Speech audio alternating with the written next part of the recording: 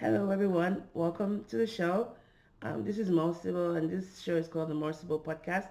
And it's a podcast about Blacks and Asians and those who love them. And today I am running out a different kind of pattern. I actually have a guest in house, as you can see, and I'll do a short introduction of them in a bit. So his name is Dr. Ernie or Ernest Kaninjing. He received his Doctor of Public Health degree from Florida A&M University's Institute of Public Health in August of 2016.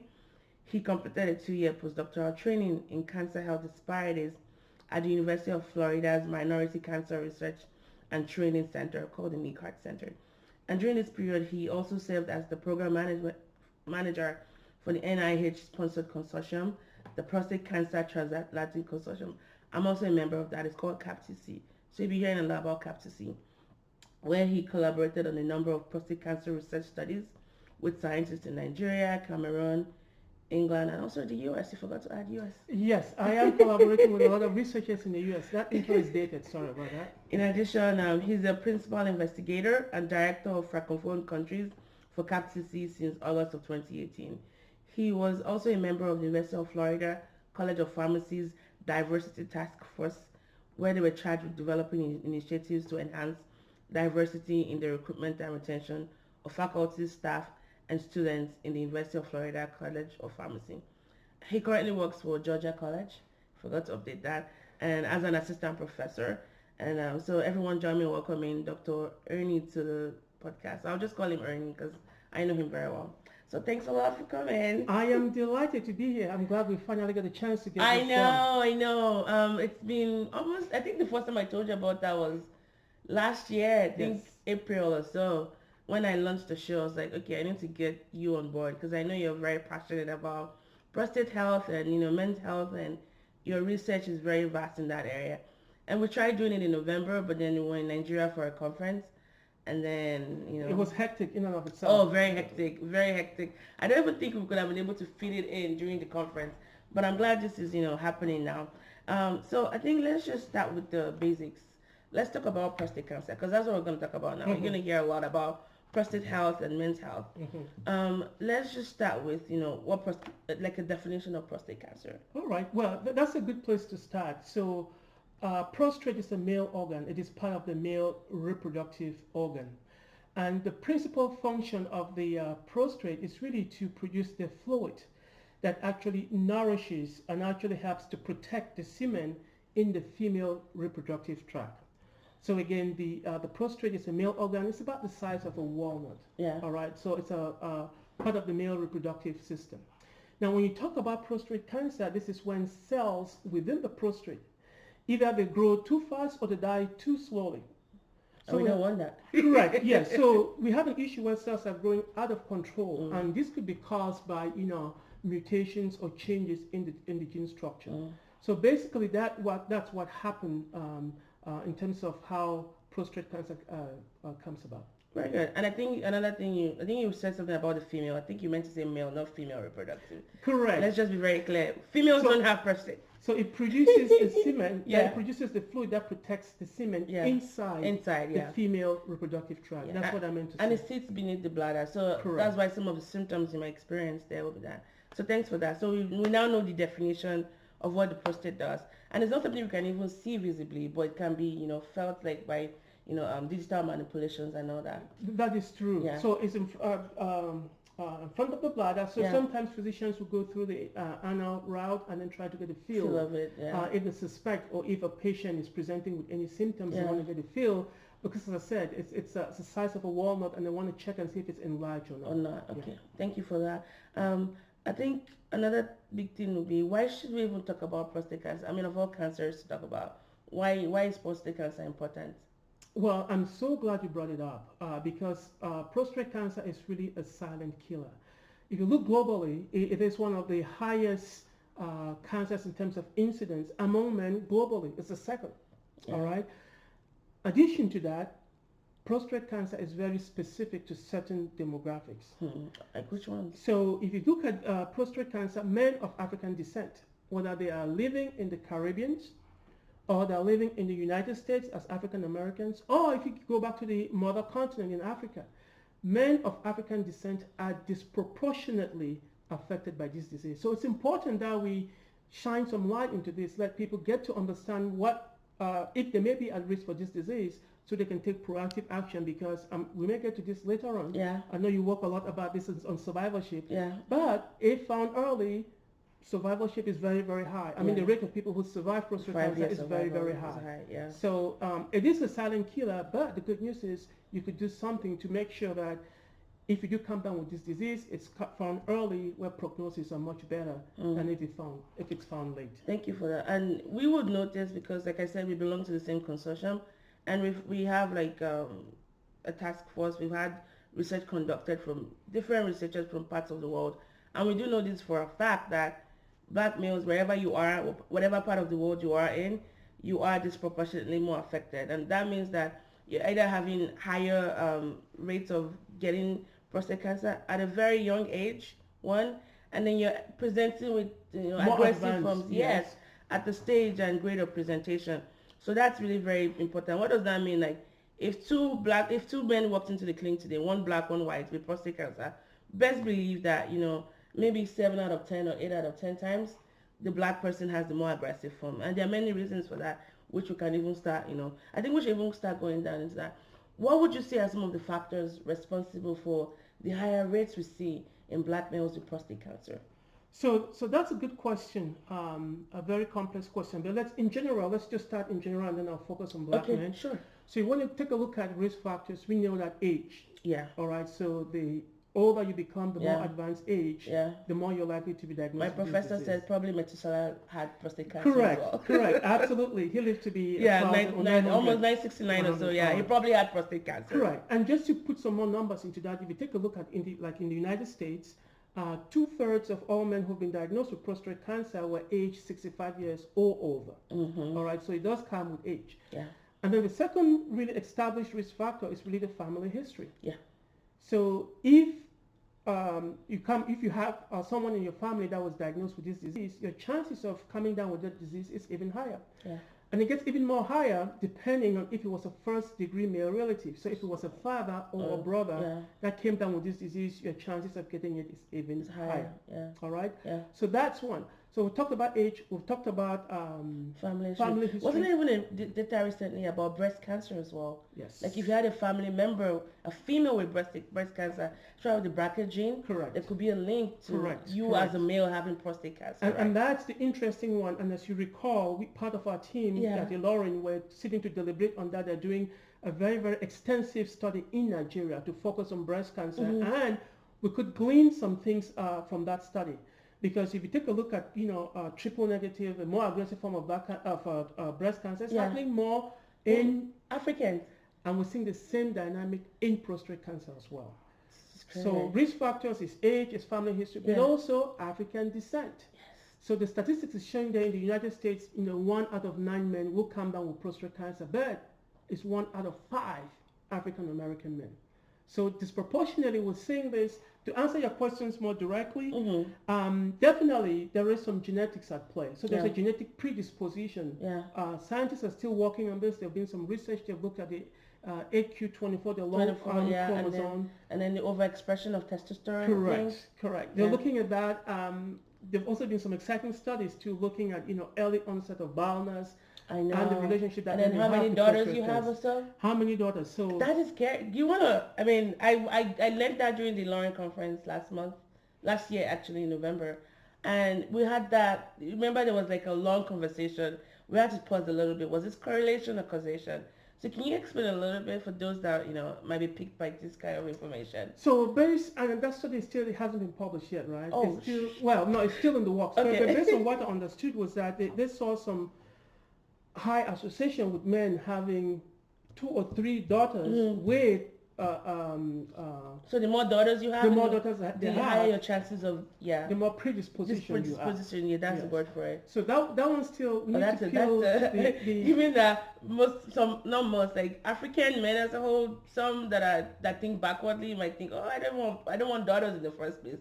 now it's even more reason to say, oh, now I have daughters and I have prostate cancer. So interesting, and you're going somewhere. I'm sure we're still going to talk about it. Yeah. What can you do to prevent or to stop prostate cancer? Yeah. Well, I don't know if you can determine if you can have Don't a kill your female daughter or darlings, not. what we're saying. So you see, there are some of those factors that predisposes men, but the question is, what can we do to limit them? And in some cases, you may not be able to change. So we're talking about modifiable factors. Correct. Not go kill off your daughters or things like that. Absolutely. Okay. There are modifiable factors, but Yeah. there are also factors that you don't have control over. Yeah. And one of that is just your ethnicity. Exactly. If you're black, there's really nothing. You can't be transracial yet that we know of, Yeah. I'm sure people are trying.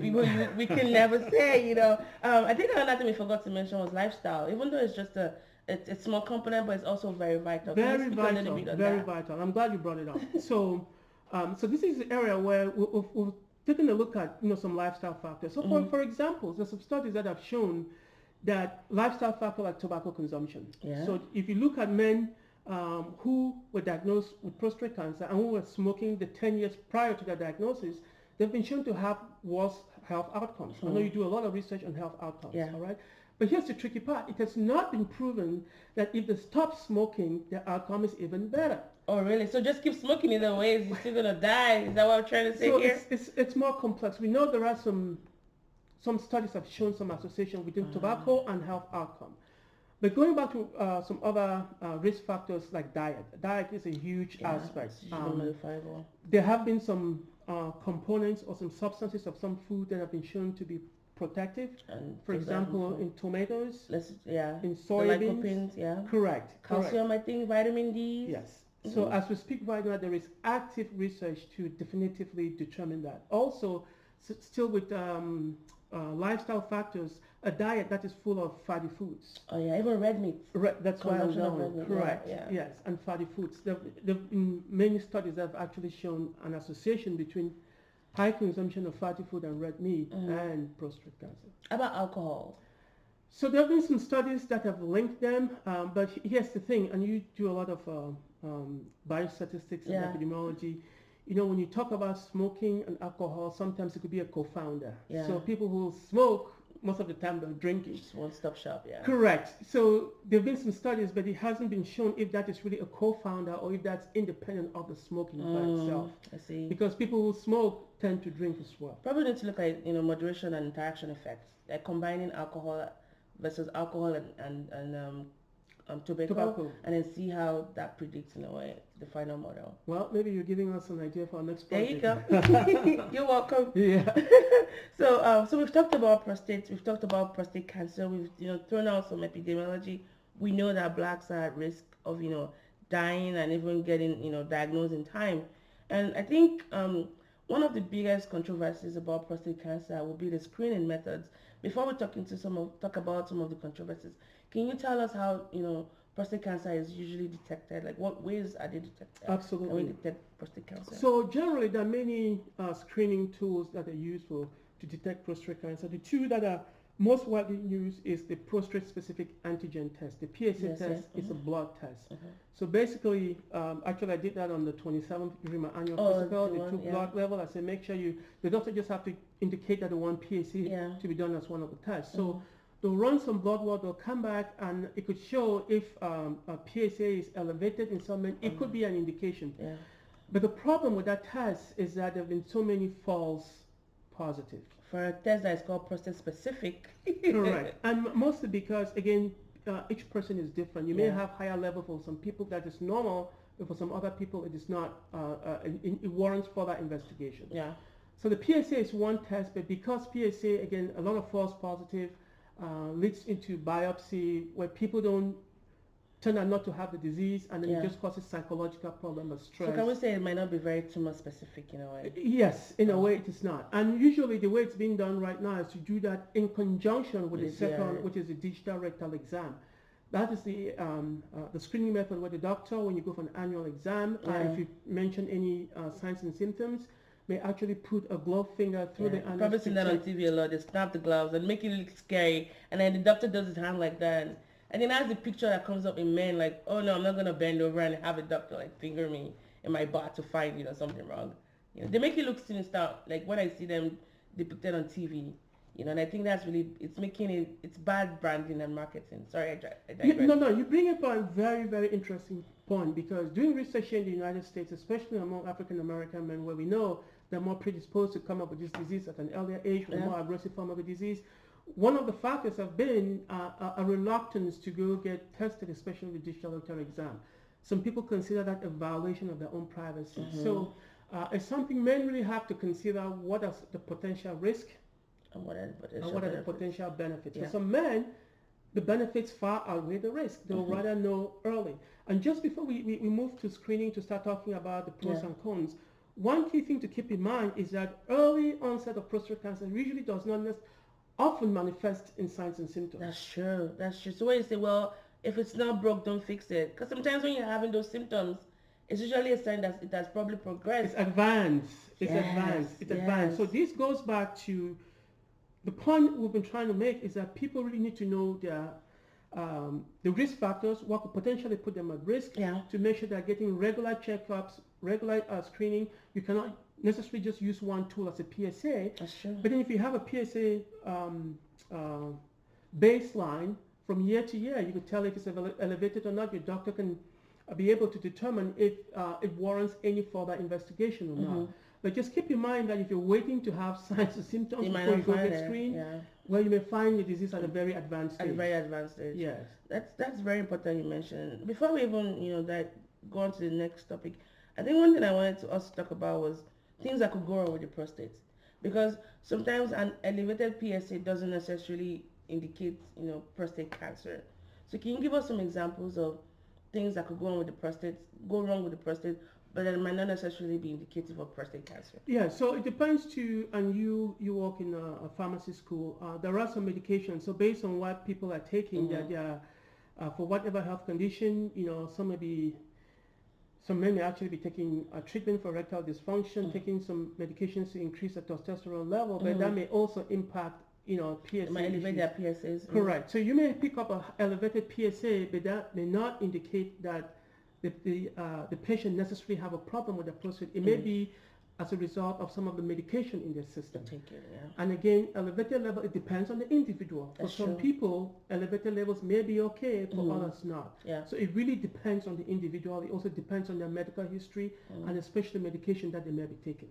Also, I know people that ride their bikes a lot.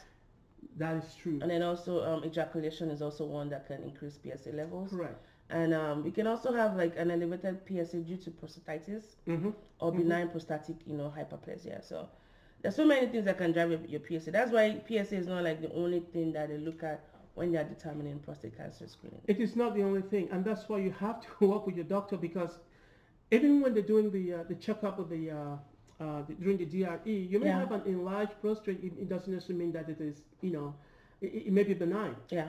It may be benign. So again, you really have to work with your doctor. When in doubt, the doctor may proceed to the next step, which is do a biopsy to have a pathologist confirm if there is a disease that's present or not. Very true. One of the things that really struck me out is it made me a little bit pause for concern I've been researching prostate cancer now for maybe 7 years thereabout, is how there's no uniformity as far as screening guidelines. And there are reasons for this. So let's talk about why, we have different thought leaders, like different thought organizations giving us different guidelines, and why that can be a demerit to, black males, especially given that they have a higher rate of, there's a higher incidence in black males and higher grade and presentation, stage at presentation. Why is it that the American Cancer Society, the AUA, American Urology Association, the United States Preventive Task Forces, basically people will look up to give us guidelines for like screening and all of that for other cancers? There does not seem to be a uniform voice as regards to prostate cancer screening. So very important point. So there are conflicting points of view in terms of guidelines and recommendations from the various medical societies regarding prostate cancer, and it really goes back to the development of that prostate-specific antigen test back in the mid-80s, and how that was being used to So we have to understand that some men actually um, there have been studies. How you call a study when somebody's passed away? Posthumous study? Yeah, Like an autopsy? autopsy studies. Oh, All yeah, right. sorry. Autopsy studies have shown that when you look at men who've died, especially in advanced age, a lot of them were found to have prostate cancer, even though they did not die of prostate cancer. I see. So the problem goes back to the PSA test. The PSA test sometimes picks up prostate cancer. This is a disease that is slow growing over time, Yeah. and sometimes people may have not the aggressive form of the disease. But PSA tends to pick up everything, creates concern, and there have been some studies that have done that have shown that the value of screening may not be proportionate to the risk that people may be exposed to. So basically the risk benefit ratio. Correct. That is the key factor. But you mentioned at the end of your question talking about men who are more predisposed. So the problem is that a lot of the studies that led to that conclusion were done with very few African American men within the sample size. Yeah. So I really like what the American Urologic AUA. Association recommends. I mean, they really recommend that for all men between the ages of 59 and 59, they do recommend that they speak to their doctors about screening, the risks and benefits like of that screening. informed decision making. Absolutely. And I think the National Medical, the NMA, they also support what the AUA stands for. And they go even further. They say for men who have a family history of the disease, or for men of African descent, because we know they have genetic predisposition, for those men beginning at the age of 40 to 54, they should be talking to their clinicians, to their physicians about the risk and benefit of screening, so that way together with the physicians they can make an informed decision. I think that trial we're talking about was a PLCO trial, the prostate, lung, colorectal, ovarian trial, and they found out that 60% of the men who had screened would probably not have benefited from it. We don't know that, if you think about the numbers needed to treat the NNT, you need to prevent, I think if you treat one, you can, if you screen 1,000, you can prevent one death. That is correct. So it doesn't look fantastic on paper, but that's still one life, That's still one life. But then they go into, and you will run into this. I know you become a cancer prevention fellowship fellow this summer. You run into, I had a big argument last year on this same topic. But it comes to what they talk about recommendations for widespread screening. So they're saying some populations could benefit from that, and that's what the American Urologic Association is trying to do, and also the American Cancer Society. They're saying for men who have a higher risk of developing prostate cancer, maybe at age 40, you start talking to your doctors. Whereas for men of average risk, exactly, they can wait till 50. You can wait till 50, yes. And I think I like that, ethnicity-specific guideline, because it seems to favor us black people as well, because we tend to have an early diagnosis of this horrible disease. Before you go any further, I just have to follow up on that point and say it also speaks to the issue of disparities. So that is a population that bears the disproportionate burden of this disease. Almost on everything. So it does warrant that we should tailor our recommendations and our interventions to that group, because they tend to bear the brunt of this. And before we go, I'm just going to plug in here that it also is a responsibility on men of African descent to also participate in a lot of these clinical trials. Thank you. We're just talking about this guidelines recommendation that we, for example, I'm an advocate and I do take issues with telling an African American man over 40 years, wait till 50. But if we are not participating in the clinical trials that lead up to those guidelines, then forever we'll have to deal with the situation as it is. In fact, one of the things I'm working on with my other lupus is to increase minority representation in clinical trials for lupus, because a lot of the drugs that came out, they couldn't use them in black people because they had an underrepresentation for blacks. But a lot of doctors have been using them off-label, and they seem to be working. But the guideline says, it doesn't work in blacks because the black arm wasn't, they weren't well represented. So if we want to advance research in this area, if we want to make sure that we're living, quite as long and, healthily as possible, we need to start participating more. And we do know there are many reasons why blacks, giving, Tuskegee, but trust. But there are more rules now in place where, your rights as an individual are protected, where you can always pull out of studies if you feel something is going on. And there are better, standards of care now compared to way back in the 60s when people were just using, everybody, especially black people, as guinea pigs for their research. And one more point on this. we also have to talk about education among healthcare providers. Oh yes, One that's of very, the it's main very reasons, family physicians, right? yes, I saw studies that showed one of the main reasons black men were asked in a study, why would you not participate in the clinical I trials? just don't enjoy. I wasn't asked. They weren't Oh asked. They weren't wow, asked. So we do wow. have to create that awareness too among practitioners to also think about strategies to include, purposefully try to include Yeah. more men of color, more men, especially people who bear a disproportionate burden of this I mean, disease, to you'd participate in expect that they clinical even be the trials. reference, well, if not the reference category, but like a well representation of it. Because usually some of these studies are underrepresented. They have an Chronic underrepresentation of. underrepresentation. That's the word. Chronic underrepresentation. Yeah. All right. Thanks for that. So we've talked about that. Now, what are some of the symptoms of prostate cancer? Like when we do start to see the symptoms, like what are some of the things that All right. So, and again, let's just say most men before their diagnosis are asymptomatic. Yes. But the more symptoms you're getting, the more it is a sign that you may actually have an advanced disease. But let me just give you some symptoms. It's just difficulty with urination. As I mentioned, the prostate organ itself sits beneath the bladder and it's like Correct. walnut size. when it grows bigger, it starts pushing up on the bladder and is interrupting urine to flow from the utera out through the penis. Mm-hmm. So when frequent urination, because people go, they cannot empty their bladder at one go. Mm-hmm. All right, so they go frequently, especially at night. They're going at night. Some of them are having pains in their back. Pain, yeah. They're having back pains. Because I was asking my dad to go get screened. It was like, it doesn't have back pain. And I'm like, are you kidding me? That you don't have it yet, that's a good sign. Now go get screened before you start having back Correct. pain. And a more critical one is if you're having blood in your urine. In your if urine, you're seeing blood in your urine, it's a big sign. It's a big sign that you may actually be coming down with prostate cancer. Let's talk about the flow. The flow is not consistent. That was my point. So the flow. But so for some men, the flow decreases too with age.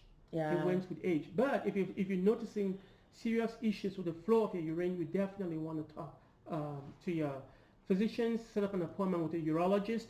So, and this is really the heart of the matter, is for people to get to know some of these signs and symptoms, so that in the event that they're having any manifestation of any one of the signs, to try and see a practitioner as soon as possible to get checked out. Well, let's even just say this blankly. Like, I think it's very expedient for everyone to go for yearly screenings, and have that thorough examination. You take your car to the mechanic shop every 3-4 months or so to get your oil checked, everything, serviced and all that.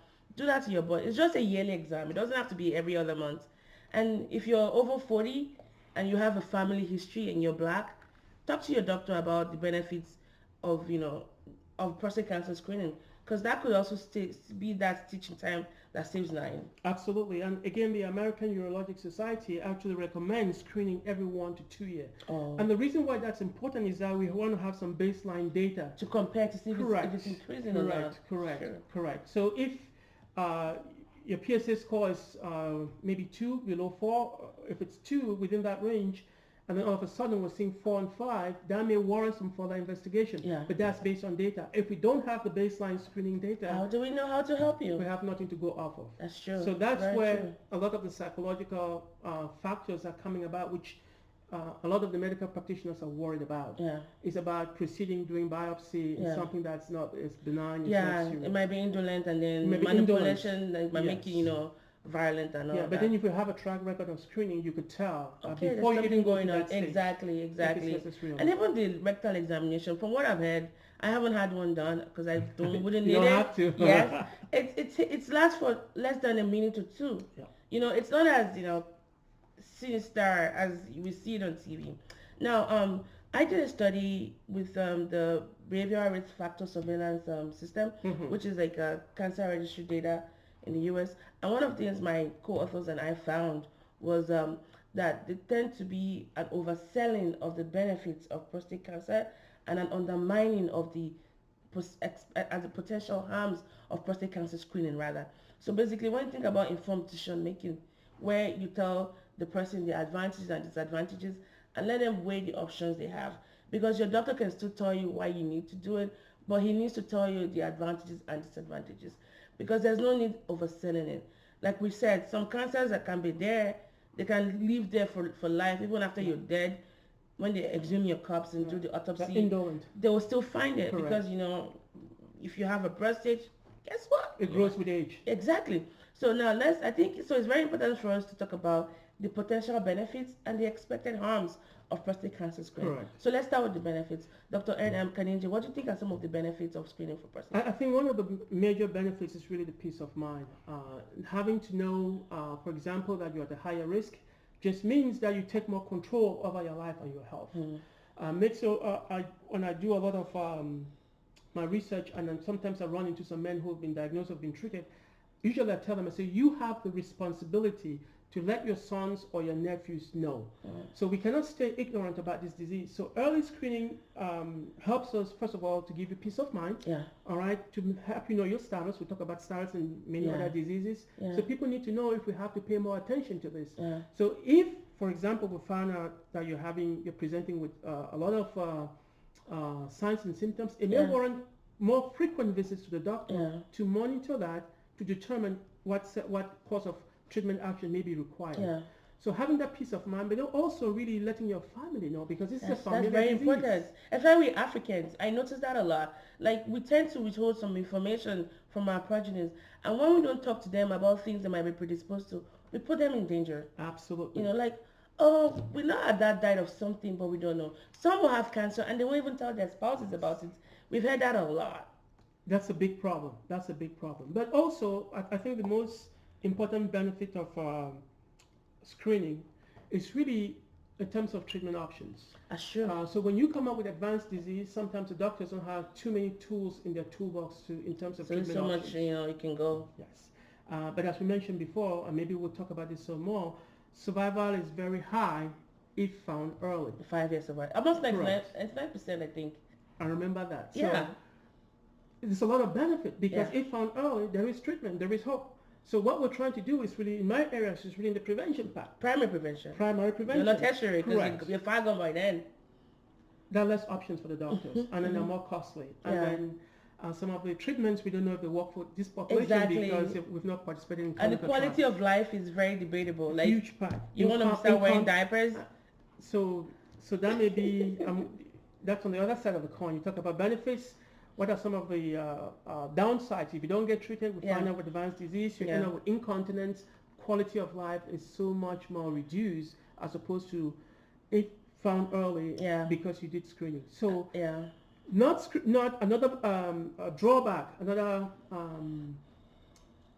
down effect of not getting screened, as you said, is that your family don't know. So we keep perpetuating the cycle of people within the same family being impacted by this disease, whereas if you got screened, earlier, you could take action, you could potentially protect your family line that way. I used to work as a pharmacist when I worked in Nigeria. I used to work with HIV patients, and at the point, even now, it's not as bad as it used to be. HIV used to be heavily stigmatized in my country, and so people didn't screen in time, and some were transferring, they infected their spouses, and anyways, but it's gotten a lot better. But I found out also with cancer, I'm seeing that trend of stigma. People don't want to talk about it. And I do understand a little bit to a degree why HIV could be stigmatized, even though I don't support it, is that lifestyle component. Like, if you go have unprotected sex and all of that. But I don't know why cancer still remains stigmatized, especially in Africa. Why people don't want to say the C word. Like, someone died of it, but then the family members just want to hush around, I don't say anything. Like, why do you think that is? So my research in Cameroon found out that... Oh, he's Cameroonian, by the way. Yeah, so my research in Cameroon found out very strong stigma about prostate cancer. And one of the main reasons was because survival is very low. People go to the hospital with advanced disease, they do surgery, they don't come up, prognosis are very bad. So people are just fearful. Prostate cancer is like a death sentence. People don't want to talk about this. So it's stigmatized because, again, it's advanced stage, people don't survive. Also, you talked about some of the side effects of treatment, incontinence. So the people working with, catheters, you're right, and then sometimes it's not very sanitary. It's smelling. And then I did a focus group, and one person that was telling me he cared for a patient and just saw the pain that he saw his patient go through. So there's a lot of stigma, especially in Cameroon. There I are forgot about the sexual dysfunction too. correct, Which is very important to men. and that's why some men don't want to talk. Don't touch that area. Correct. So, but I just wanted to leave that topic on a positive note. Yeah. To mention that there are especially faith-based organizations like churches. They will bring in a pharmacist to come talk to their group members about prostate cancer. So there are some efforts, especially among religious organizations, to help educate their people, men in their groups, about prostate cancer, what are the signs and symptoms, what could be done about it. But in the general population, it's a taboo subject. It doesn't get split. So it doesn't get as much attention. What that tells me is that I still have a lot of work to do to raise awareness and to let people know this is something that you have to pay attention to just as much as women have to pay attention to their annual mammogram as well. And I think we do a little bit of that, like I have friends that they'll tell me, well, diabetes runs in my family, so I don't, take sugar, especially the males. Like we do that to a degree already in other aspects of our lives as far as other health issues. Why not just extend that courtesy to prostate cancer screening, especially if there's a high family history of that? But then how do you know if you have a family history of that if your parents don't talk to you about that, about your family tree and things that you're predisposed to? So there's so many multi-layers here that we need to before you go further, let me just, because I'm very passionate about this. I can see. Some of the things that we found out in my research in Africa. So one of the issues has to do with keeping data. We're not keeping data. Oh, yes. We're not keeping data. And habits are really bad. And also within the family members need to talk, need to have that communication. I know you did a study about communication among men. Intergenerational communication. That is so critical about this disease, because if we don't communicate, we don't know it's in the family history, we could fall in the same trap. Yeah. But also a bigger problem in Africa is that the focus more has been on infectious diseases. I know. You mentioned HIV, you mentioned malaria, NGOs and all that. tuberculosis. Well, and rightfully so, because those diseases used to kill a lot of people. Yeah. But now we're actually at an inflection point. Yeah. We are facing, for many African countries, you're having that epidemiological transition. HIV is no longer a death sentence. People are living longer. Life expectancy is expanding. So people are not dying of infectious diseases anymore in the numbers that they used to just a couple of decades ago. So now the focus now has to shift to non-infectious like or chronic diseases like this. You brought up a good example about insulin. I found that in Cameroon. People are educated about salt intake. Yeah. We have to do the same work to make sure that they become aware of prostate cancer. So let's just talk about this topic, because I know someone might ask, can it be prevented? Excellent question. Excellent question. So no one strategy has been proven to prevent prostate cancer. As I mentioned to you before, I gave you the example of smoking, where it's been shown that people who smoke within 10 years of a diagnosis have worse outcomes. However, it has not been shown conclusively that smoking cessation may stop prostate cancer. So it's a combination of factors here we want to look at. So one of them, again, we talked about diet. All right. So making sure that we avoid some of the fried food, the red meat that we've been told in some studies, even though it's not been conclusively shown, is associated with this. But also just doing some more research too in some of those food items that have been shown to have protective factors. To make sure we have a definitive answer on that. On certain supplements. So you ask me, can it be protected? I say, well, if you're a black man and you have the there's no transracial surgery yet. Correct. So that's a conundrum. But which means we have to really emphasize prevention and screening and getting to know the risk factors. Knowing where you are in terms of a risk factor. Do you have a family history of this disease? Are you a man of African descent? Are you of age 40 years or older? So that way you could pay a close attention, because it's a combination of efforts. There's no one strategy that has been shown. I think that's also what makes prostate cancer really very dicey, is the top 3 risk factors are things you cannot modify. Age, you can't modify that yet. Race, you cannot change your race yet. And then, family history, which, is almost immutable, because you're stuck with it. It's stuck with it. And let's just recap, like, when should people get tested for prostate cancer? Like, this is taking into consideration that they've had that conversation with their doctors and they're aware. What are the age we need? What's that age bracket again? Just to recap for those that are listening. Yes. Especially if they're black. Yes, and I'll go back to the American Urology Association. They're actually saying for African American men and for men with a family history about this disease, they should start talking to their doctor about screening from age 40 to 54.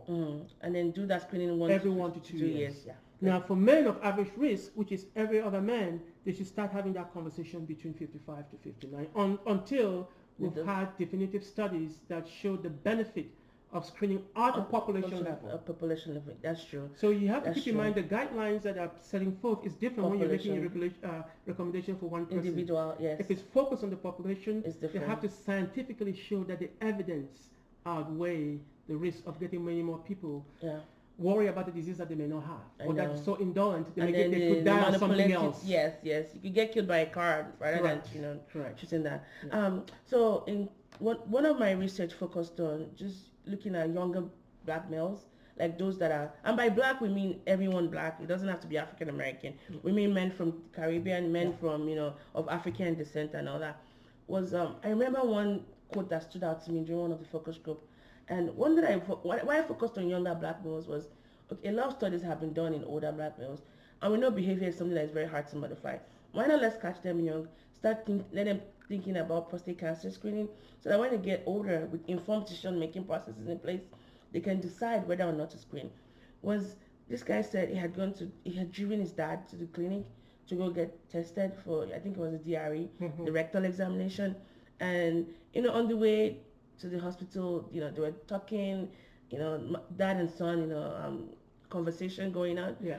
And then right after the appointment, and he was waiting in the car, that he could see that there was a change in his dad's countenance, and he knew what that was about. And then they never talked about anything. That the ride back home was so awkward. That the look he saw on his dad's face was one of the reasons why he never thought he could ever get the DRE done. So I guess what I was trying to point out is, why do you think? What are the reasons why black male, as for example, don't talk about prostate check with their doctors?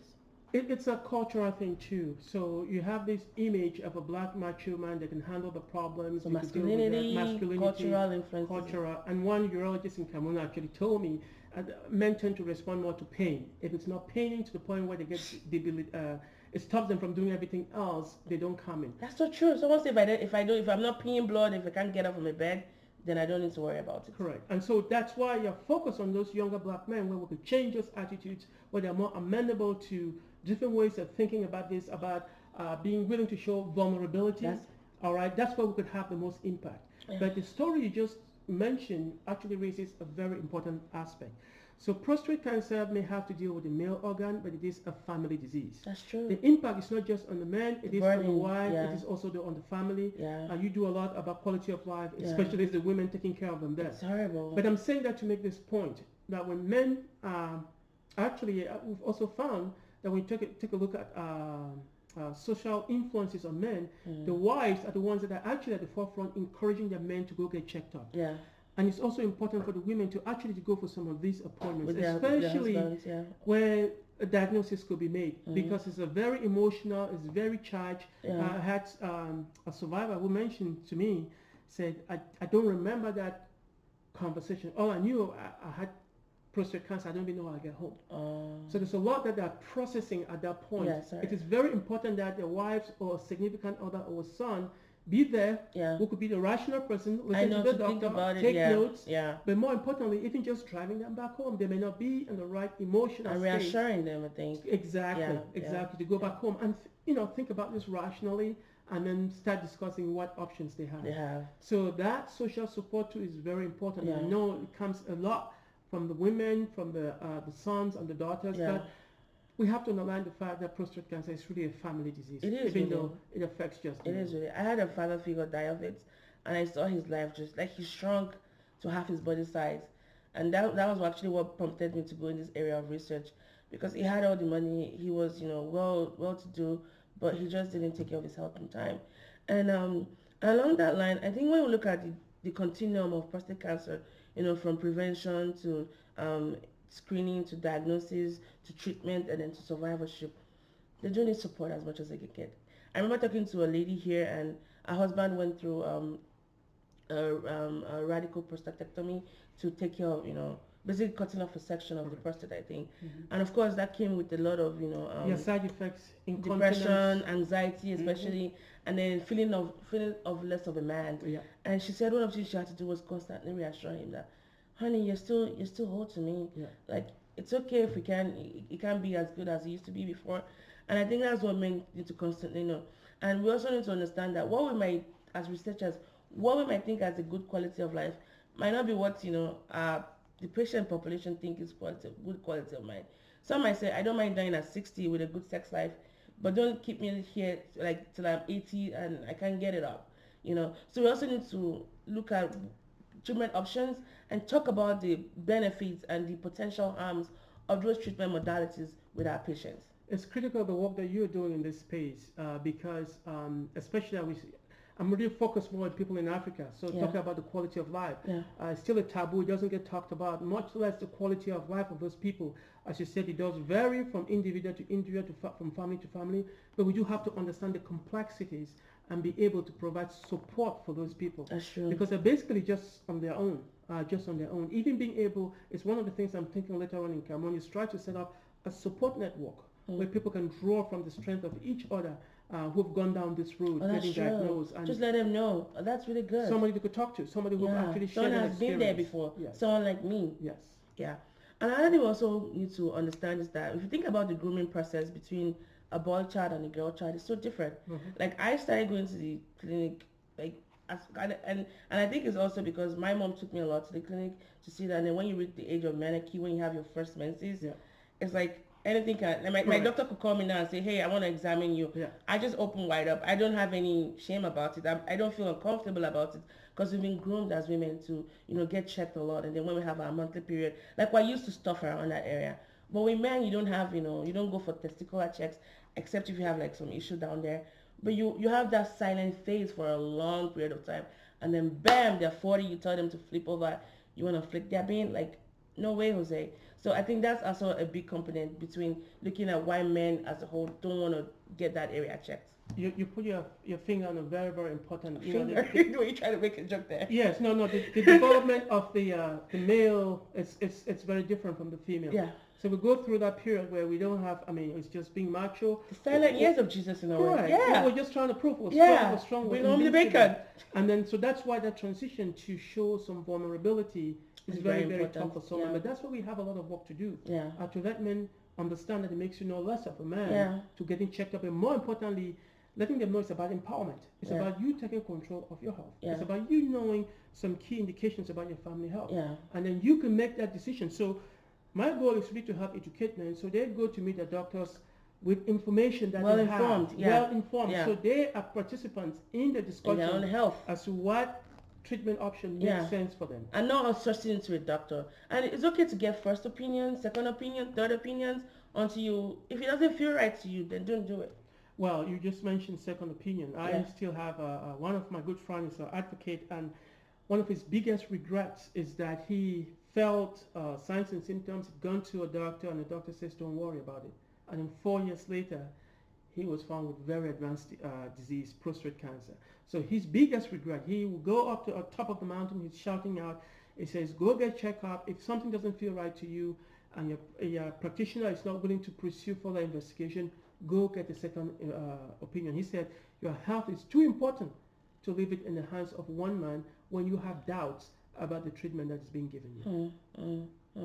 That's so good you mentioned. And I think on a smaller scale of that is we have that PI in our group that takes her son, I think he's in his teens now, to get like testicular examinations done every year. Mm-hmm. And the reason she gave for that was so that he can, whenever he's ready, or whenever they tell him you have to do a director examination, it's not gonna be something foreign and alien to him. And we know that we've talked about this, and I want to emphasize it. Another reason why men don't really talk to their doctors, they don't have a doctor in the first place. You work hard a lot. Your family, you send them on vacation and all of that. But you as a man, you're not taking care of yourself. You haven't gone on an annual screening, an annual checkup in the past 10, 20 years or however long. That is not healthy. So establish some form of continuity of care, because remember what Dr. Kaninjing was talking about. You need to have data backed up, like go yearly The so history. you can see like what happened last year. Why is this number going higher? Because there's nothing, they can't compare nothing to nothing. Like you have to establish that care. So let's do that. And also fear of the unknown. I know cancer is scary. Like really, that word cancer is scary.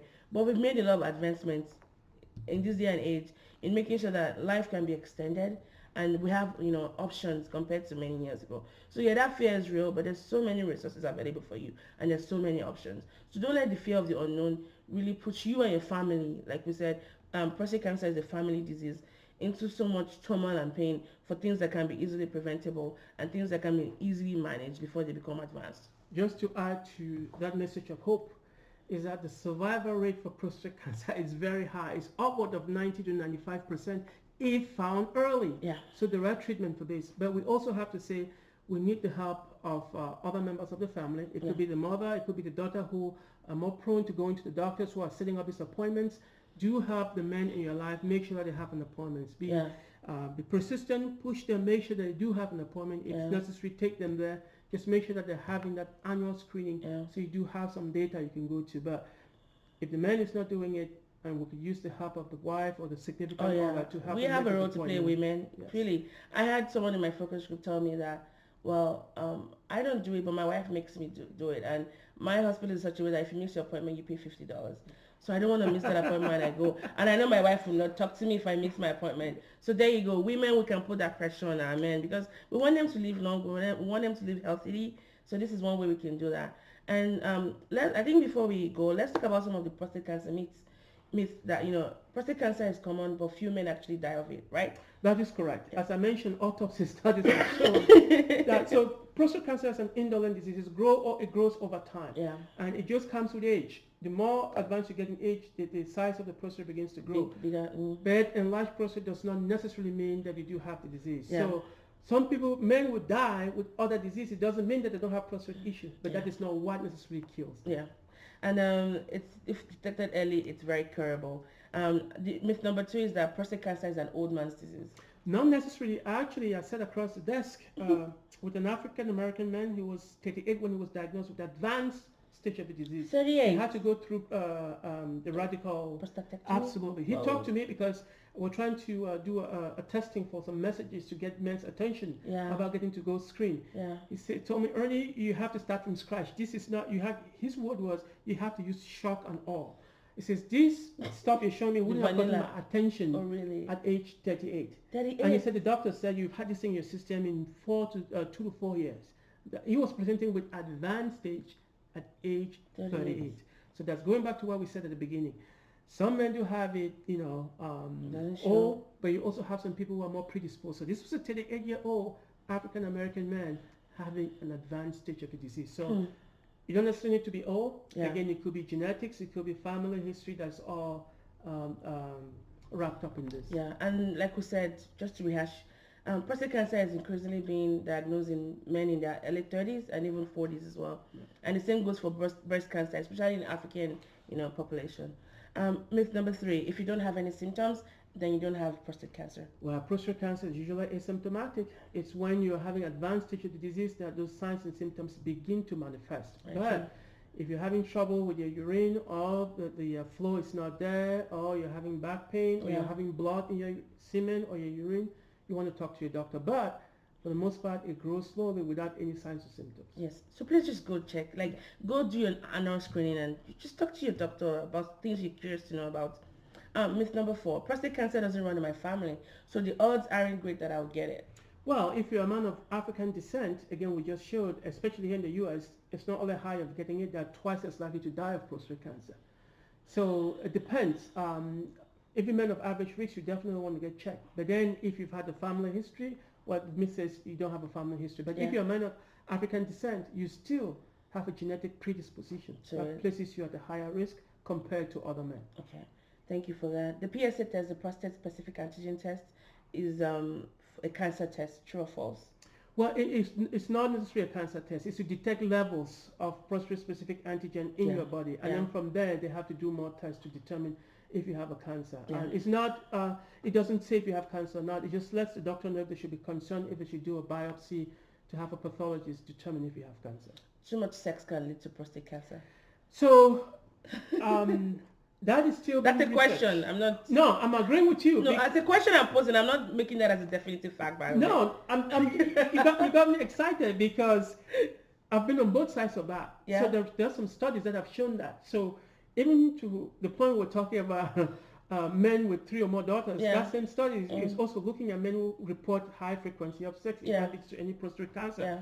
So that's still out in the open. Yeah. It's not been proven conclusively. I think the argument I heard about that was if you have sex with multiple people, you're prone to infections, Correct. which can lead to inflammatory processes that can set that cascade of events.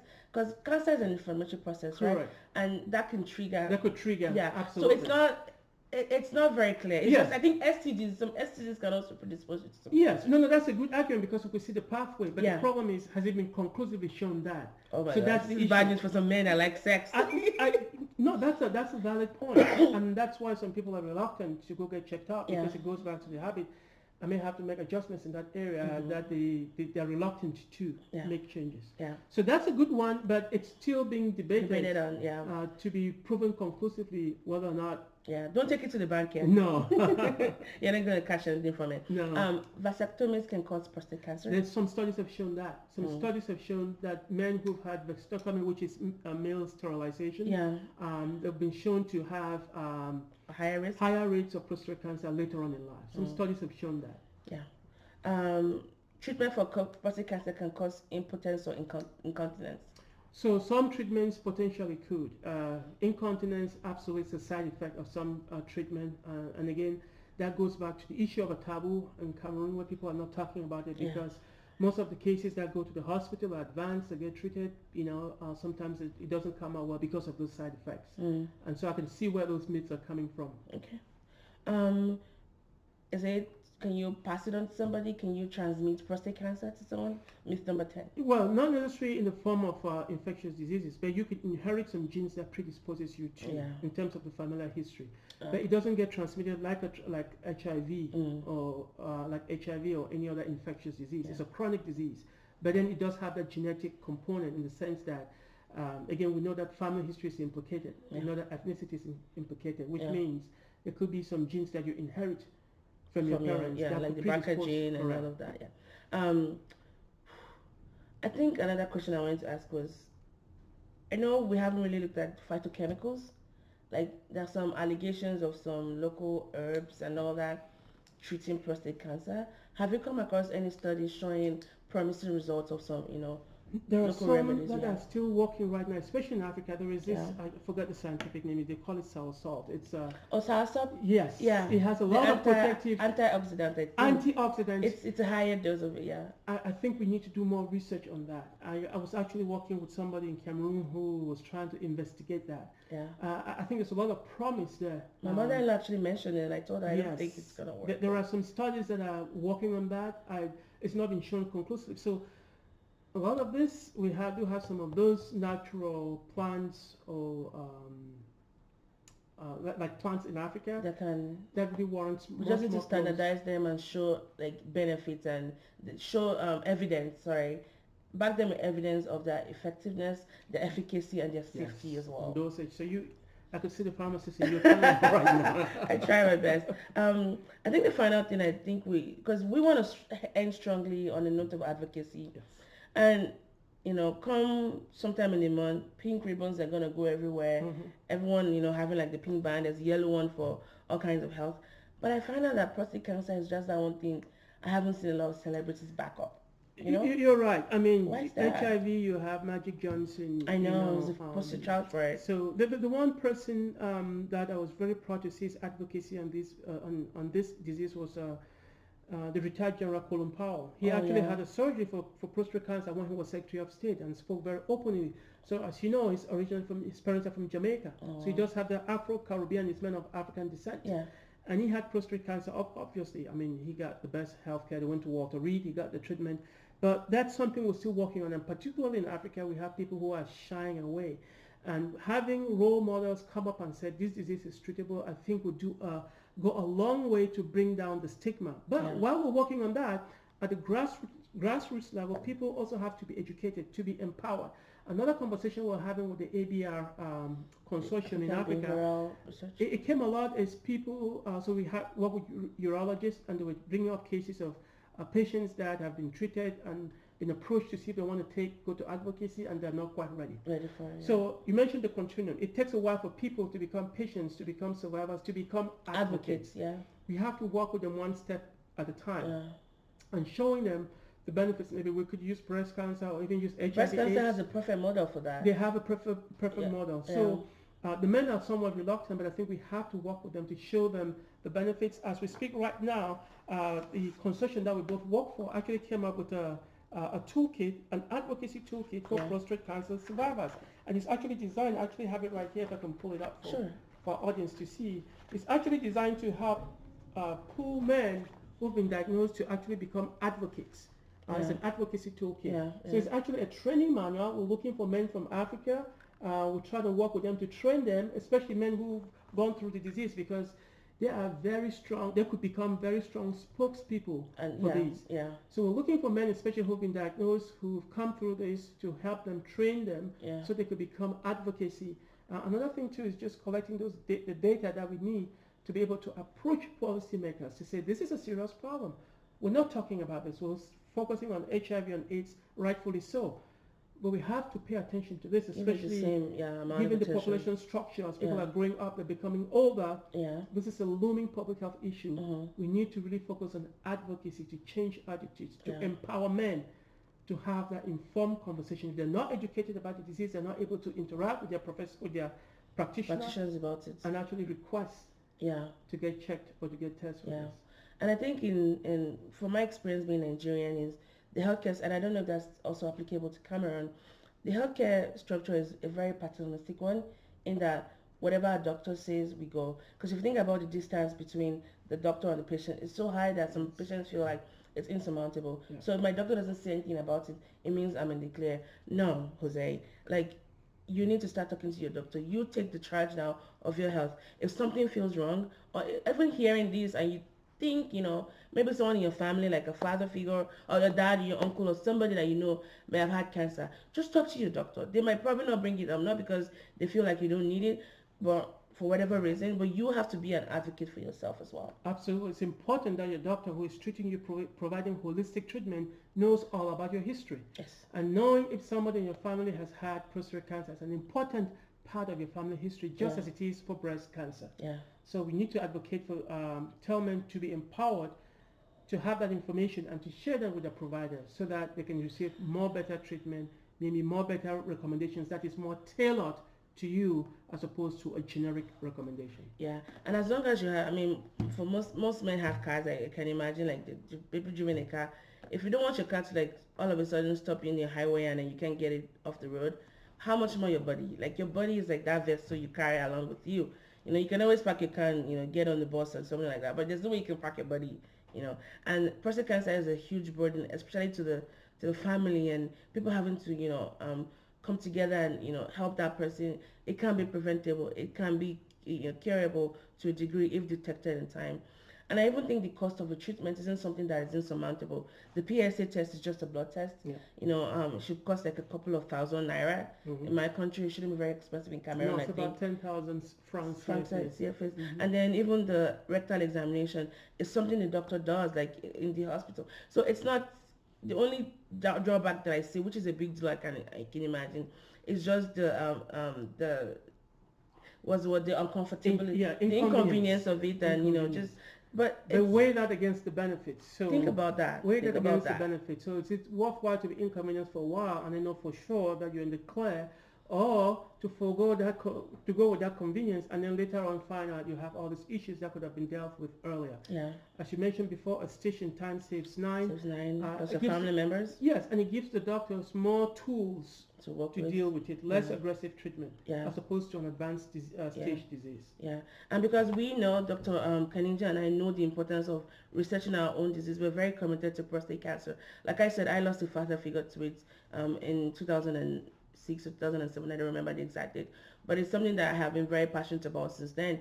And I've gone on with prostate cancer, and I think I'm going to stay here for a longest haul, because we see so many opportunities to advocate for not just patients but also for survivors, and also come up with evidence-based research to show the importance of talking more about prostate cancer and the benefits of screening, especially on some individual level basis. Absolutely. As you said, I'm also really dedicated the rest of my research work really on trying to have empower educate men so they know what the disease is, they can take action, they can talk to their doctor, they can go more prepared, talking about informed decision making, having that conversation.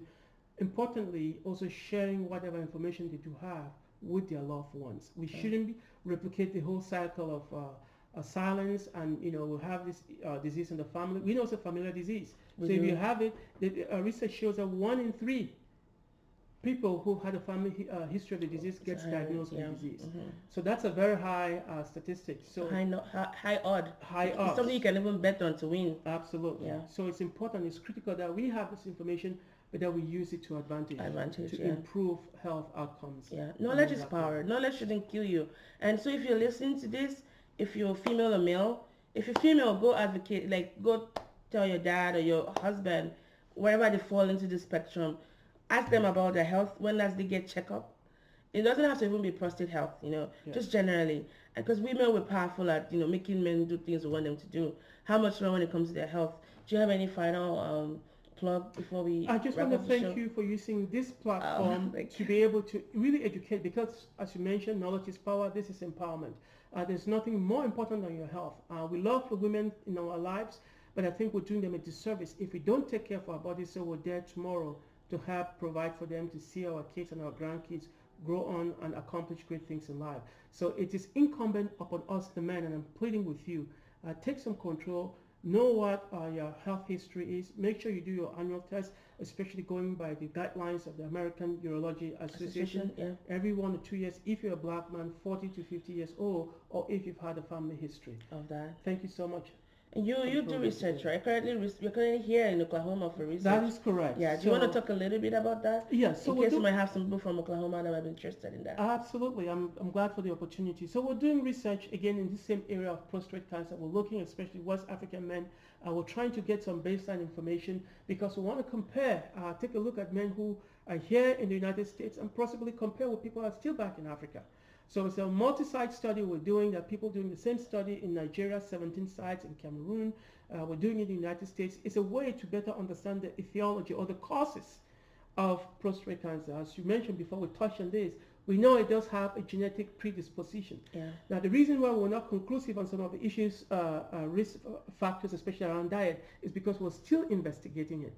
So we're doing a lot of research. We're looking into diet. We're looking at exposures, environment, and to see what potential role it might play to the onset of prostate cancer. So if you're in the Oklahoma area, I'll be glad to talk to you. Again, you can call me on my cell phone, 508-450-9307. But thank you so much again for your advocacy. Oh, you're welcome. And for using this platform. I'm passionate about the prostate. Absolutely. Yeah. And then you're collecting saliva samples, and I think we've had some issues with some men saying, what do you need that for? So let's just say that out there, why it's very important for us to collect those samples. Absolutely. And we touched on this. I didn't want to go too much into the study.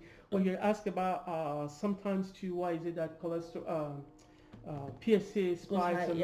So that's one of the things we're trying to look at this too. So we're looking at testosterone, we're looking at stress hormones, but especially for folks who've had prostate cancer. And based on the medication that they're taking, we're doing some comparison between that saliva. So as we mentioned before, prostate cancer has a genetic component. We're looking to compare men with a similar genetic background. All right, so they live in Nigeria, they live in Cameroon, especially if you have a first degree male relative where we can compare. We want to look at the difference that is caused by environmental factors and other exposure. So there's a lot more. We could be more ambitious about looking some more DNA. We don't have funding for that right now. Or the blood samples or things Correct. like that. Yes. Or the biopsy of their prostate. We don't want that. Absolutely. But for right now, we're looking at cortisol, which is a stress hormone. We're looking at the impact of what migration too may have on the progression of prostate cancer. Acculturation and all that. Yeah. Yes. We'll look at stress. We don't want to give too much away. No. It's still an ongoing study. Correct. Yes. All right. Well, Oh my goodness, this was really educative for me, and even though this is my area of work, but it was really nice, hearing from you, and I had a blast. that I passion was enjoy your really good. passion too. Oh, thank you so Yes. much. See, we're passionate people, and Yeah. so if you have any questions, he's giving his phone number, and you want to provide your email address as well. Yes. It's ERNIE.KANINJING at gcsu.edu. And I'll include that. So if you have any questions for him or for me about prostate health, or how to even like broach this issue with your family members or things like that, just let us know, because we know that it's teaching time saves, and we've seen that demonstrated in studies, and even I've seen that personally in some of my people that I'm surrounded by. So if you love this content, if you want more talks about health, let me know what topics you'd like for me to explore, and I'll find a thought leader on that. This has been the More Sibyl Podcast. Check out the website www.mosibyl.com. And I remain your host, More Sibyl. Have a nice day, everyone, and thank you so much, Dr. Kaninjing, Bye for coming bye. on the I'm show. glad we finally got a chance to I do know, this. I know. This has been fun. Thanks a lot. Okay, bye.